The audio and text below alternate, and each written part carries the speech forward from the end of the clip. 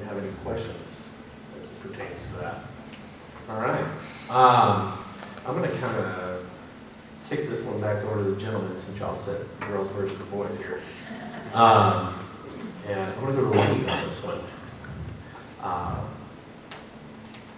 How can producers market their product given the consumer perceived notions of the impact on the environment currently? Great question. I think, I think what's interesting, we all follow the discourse, and the discourse has sort of levelized, right? Maybe at least out where we are, where we read the livestock press. Now, I think if we were living on either coast, I'm not sure that the discussion is as balanced as we might think it is, because as I travel back to those places and talk about genetics, people who are either in the seed stock business or thinking about raising cattle, like the very first question I get is, what about carbon footprint? Okay, so on the coast, it is a big issue. And I think, to me, when McDonald's started talking about carbon footprint, we understand that corporations have to have policies about sustainability and environmental and governance policies to maintain their favor on the stock exchange. So, part of that's for posturing, but if McDonald's is perceiving that there is legs to that demand function, I think it shows us that there is going to be a lot of pressure on that. And I think what we'll end up having to do as an industry is document where we are and document that we're improving. I think that'll be the key. I think that if they think we're being willy-nilly and disregarding the entire thought process, that's not going to bode well for us as an industry. So I think we're going to have to be responsive to that. We're going to have to, argue for how we are doing, but then also show fairly significant and continuous rates of improvement. And I think we're a long way from being able to do that today, but I think the groundwork has been laid to have the models and the ability to really design how that can be documented, and then even more importantly, to actually make improvement on the sustainability of our product. Sure. And I would totally agree with all of that. I also think it's really important that as beef producers, that you get out and tell your story, that you talk about what it is that you're doing on your farms and ranches out. Choke up on it a little, I think. There you go. Exactly. That you talk about what you're doing and who you are, who your family is, because that's important to consumers, especially as consumers get more and more removed from those farms and ranches. We have consumers now that don't have any tie to the farm. Even a decade ago, that consumer in the city might have had a grandfather or a great uncle or somebody that they knew was a farmer or rancher, and they had that connection. And what we're seeing now is our consumers don't have that connection to the farms or ranches now, and they want to know about what we're doing out on the farm. They want to know about the cattle that we're raising. And so, especially those that do maybe some direct-to-consumer work here in Colorado is a great environment for that. Denver is very interested in locally grown foods and things like that, and so the direct-to-consumer market is very topical for Colorado. And so just getting out there and talking about what you do and who you are, who your family is very important, and being able to distinguish your product, whether it's a Hereford or an Angus, whether it's a grass-fed or corn-fed, whatever it may be that makes your product unique, being able to talk about that, and maybe on social media, maybe just on the packaging, depending on what your situation is, but also tapping into programs like the Beef Checkoff.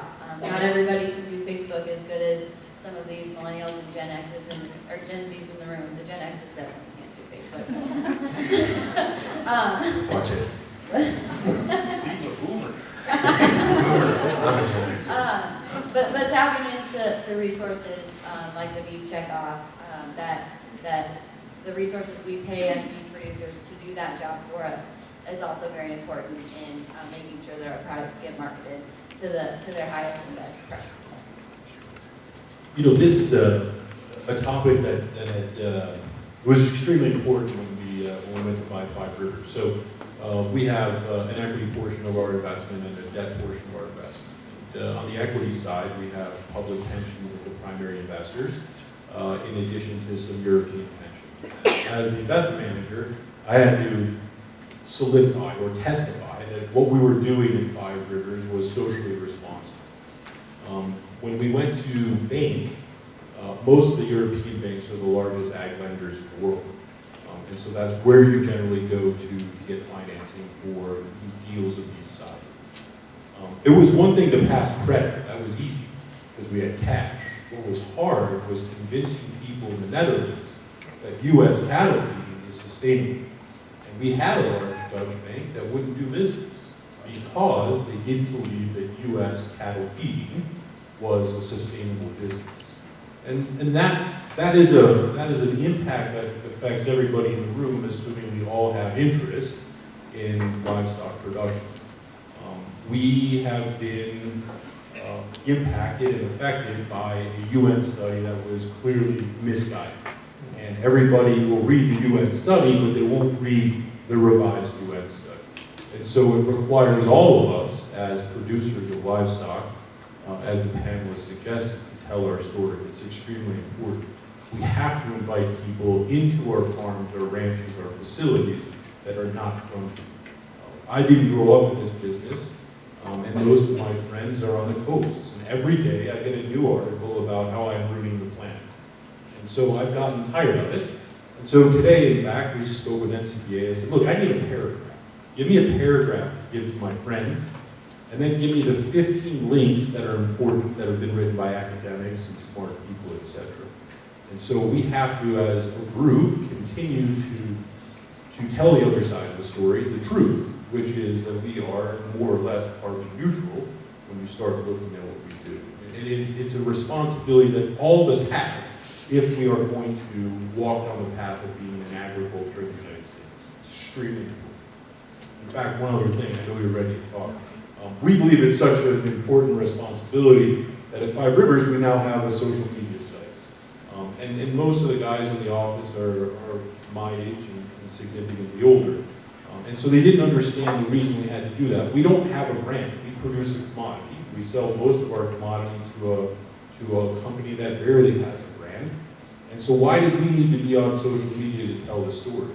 And the reason we need to be on social media to tell the story is, one, to energize our employees, but two, more importantly, as the largest producer of beef in the world, we have a responsibility to tell the truth and let consumers know that what they're eating is not impacting the environment, and what they're eating is actually wholesome and good, that we're doing the right thing for not only the community, but for the world. And I think to Jordan's point, it's not a hard story to tell or to sell in the beef industry, right? One of the most convincing things when you're talking to people who question the sustainability of the industry is to look at how we produce cattle commercially in the U.S. They are one of the best examples of recyclers. It was interesting for me when I moved from Texas to Colorado. I had never seen a recycling bin. I didn't know that that whenever they picked up trash, you were supposed to separate it. We burned it out back. That's where I come from in Texas. So we appreciate as a country the impact of recycling to improve our environment, and cattle do that daily. We take products that would go wasted into landfills, feed them to cattle, and they convert into proteins that we will buy. And that story is one that is our bread and butter as an industry, and the higher we tell it to, the more people we reach with just the story of cattle production. We don't have to change what we do. We have a great story to tell, we just need to do a better job of telling it. And you have to create this ancestral view of cattle on pasture. The way that we produce cattle in the U.S. is sustainable. And it is one of the most sustainable acts of agriculture in the world. Wow, excellent points. I feel like I should defend West Texas though. I mean, we had dumpsters when I was there going to school, so we stopped burning. But I feel like this is a really great segue point. Again, y'all did your homework, and I'm impressed, especially for Emily. But for the other panelists, I want to really open this question up to a broader discussion. But also, I'm going to start back with Jordan again, and I'm going to go with how are or will current trade policies affect the U.S. beef industry? what markets are the most important to capitalize on, both foreign and domestically. I wish I had the curve, but what happens when people, it's a wealth curve and what they demand in terms of protein, and it's not linear, it's exponential. And so the idea is to find as many emerging markets as possible that are beginning to have a higher per capita GDP, and then you'll consume the absolute wazoo out of what you produce. Today, we have obviously a trade dispute with China. We, again, as an industry, have done a poor job of convincing the rest of the globe, Europe, specifically Asia secondarily, that we have a good, wholesome product, that the hormones that we utilize within our livestock have no traceability. Things like cabbage have more estrogen in them than beef. And so we have not done a good job of communicating the science. So as a result, many of the export markets are shut down, or markets that have the potential to be very good to us. Ultimately, I think that if you're a student of history, you know that you don't let your people go hungry. And what is happening in China related to African swine flu is serious. And ultimately, if I was a betting man, and I bet this about 11 months ago, it will be pork, it will be hogs that will end this trade dispute, because the amount of pork that is disappearing from the domestic Chinese market is serious, and it has the potential to cause a food crisis. I think it's interesting that you mentioned the African swine fever, because even though we're in the beef industry, that's the thing we need to pay attention to right now. I think globally in the meat industry, that's probably the game changer that's on the forefront of things that are going to impact the way that we talk about global trade relative to the meat industry. And it has absolutely nothing currently to do with beef. It's not a food safety risk. It's not currently in the U.S., but we are responding to the risk of African swine fever. And it's really challenging our relationship with China in a way that's probably going to be positive for the beef industry long term. And for the pork producers in the U.S. as well, as China has a very high demand for pork. They're depopulating at a rate that has never been seen before. And as long as we can keep that disease out of the U.S., we can be their supplier of pork. Who knows if we can do that? We're seeing a lot of responses to the risk of African swine fever. One of those that you may have heard of was the cancellation of the World Pork Expo that's held in Des Moines, Iowa in June. They canceled it for only the second time in history out of concern for international visitors bringing this disease to the U.S. So again, not specifically related to the beef industry, but from a global meat economy and global meat trade, that's going to be a game changer in how we respond to that disease and the demand for pork that hopefully we in the U.S. can meet. Well, just one second, I want to make sure the light's out, we're still on, right? We get to keep going as long as we want. Okay. Go ahead, Emily.